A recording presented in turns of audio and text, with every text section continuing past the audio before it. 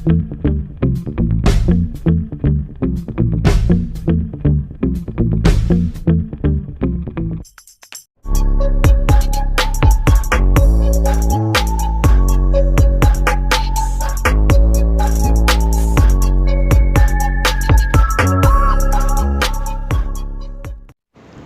ka na ba?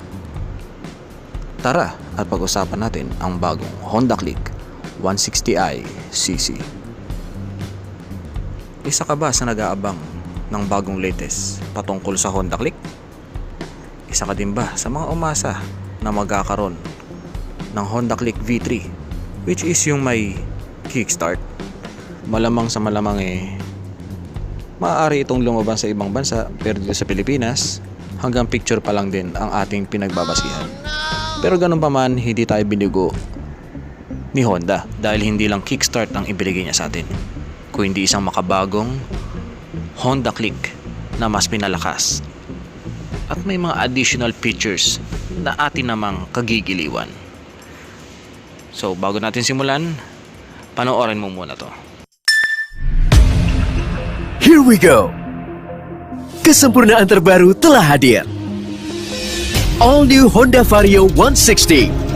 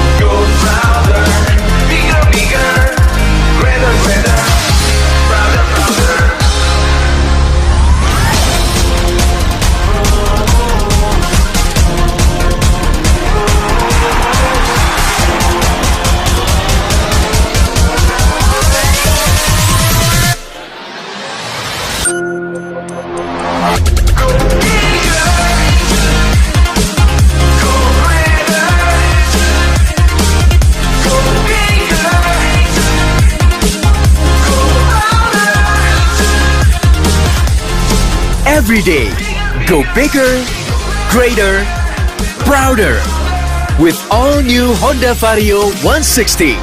Brand new perfection. Alright, so ayan na nga yung pinakabagong Vario 160 or mas kilala sa tawag na Honda Click dito sa atin sa Pilipinas. Alright, so pag-usapan natin yung mga ilang specification patungkol dito. Engine type, 4-stroke, 4-valve, ESP+,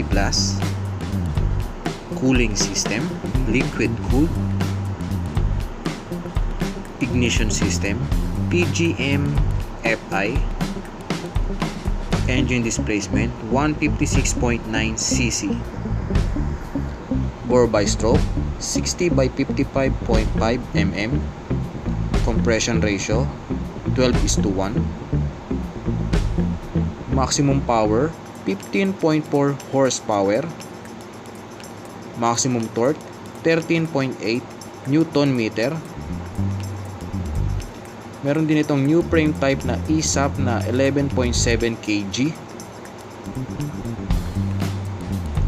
Front tire size 100 by 80 R14 tubeless. Rear tire size 120 by 70 R14 tubeless. Front brake hydraulic disc single piston. Rear brake CBS or ABS. Front suspension telescopic. Rear suspension single suspension. Length 1929 mm. Width 679 mm.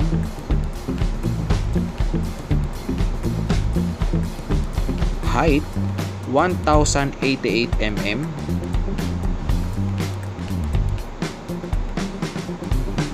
wheelbase 1277 mm, ground clearance 140 mm,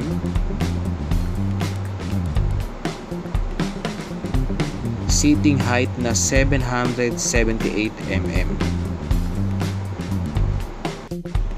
curb weight 115 kung drum brake, 117 kung ABS, fuel tank capacity na 5.5 liters,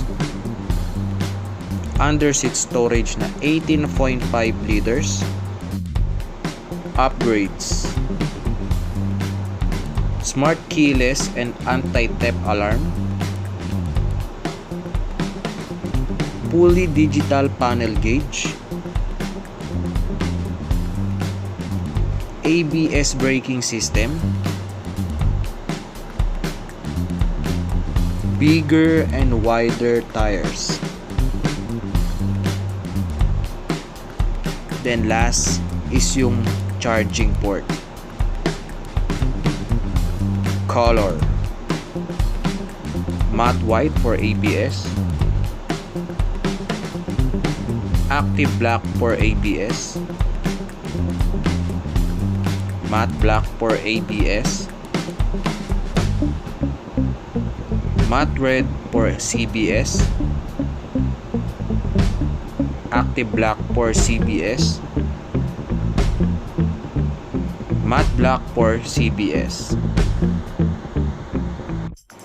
Then syempre, yung presyo nito. Yung CBS type is nagkakahalaga ng 91,645 pesos. Then sa ABS type naman is 101,236,000 pesos. Right, so maaaring bumaba or tumaas yung presyo nito, depende na lang sa tax, sa VAT, sa shipping fee, paano nga bang magiging proseso pagdating dito sa Pilipinas. Pero more or less ganito na yung magiging presyo niya. Okay. Release date. So kailan nga ba dadating itong pinakabagong Vario 160 dito sa Pilipinas? So yung pinakamaagang dating niya dito sa Pilipinas is bago matapos itong 2022. So pwede natin siyang maantay o pinaka-late niya na yung hanggang first quarter ng 2023. So sa mga nagbabalak na mag-upgrade or bumili ng motor, ito ang pinakabagay sa iyo. Hindi ka mabibitin dito. May performance na may forma pa. Alright. So siguro hanggang dito na lang natin tatapusin yung vlog natin. Kung bago ka pa lang sa akin channel, don't forget to subscribe and hit the notification bell. Once again, ako ang inyong lingkod, Click Natik, signing off.